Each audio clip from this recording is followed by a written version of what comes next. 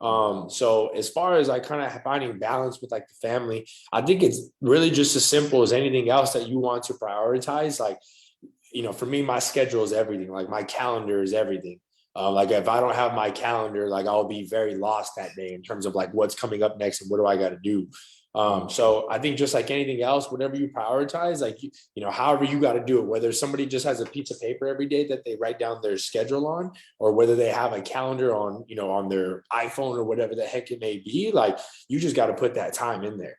And you just got to say, hey, this is like my family time. This is the time that I'm dedicating to, improving my relationships and improving my, my presence, with my family and whatever the heck it may be, whether it's going out to eat or whether it's just getting on a phone call. A lot of times for me, it's really just as simple as like a phone call or a Zoom.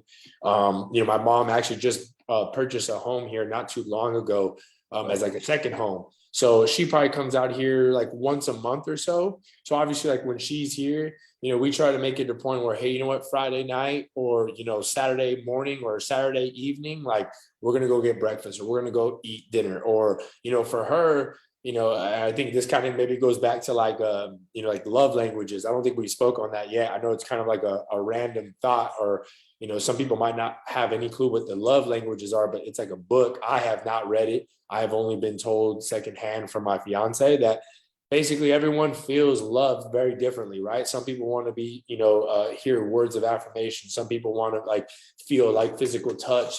Some people like gifts. Then there's like another one too. I might Quality time. Yes, exactly. Quality Acts of time. service. Yep. Exactly. So like for my mom, she's like a constant worker. So for her, I know that like even if she's just here and I got a session in the garage, but she's in this room like working, like to her, that's quality time. And to some people, that's like, well, you guys aren't doing anything. But to her, we're just so close and in the vicinity that like she just wants to know and feel like I'm close by. And with my dad, it's like we don't got to go do anything. We could be on the couch literally all day, but just the fact that we can just kind of BS with one another and just chat, like that's more than enough for him.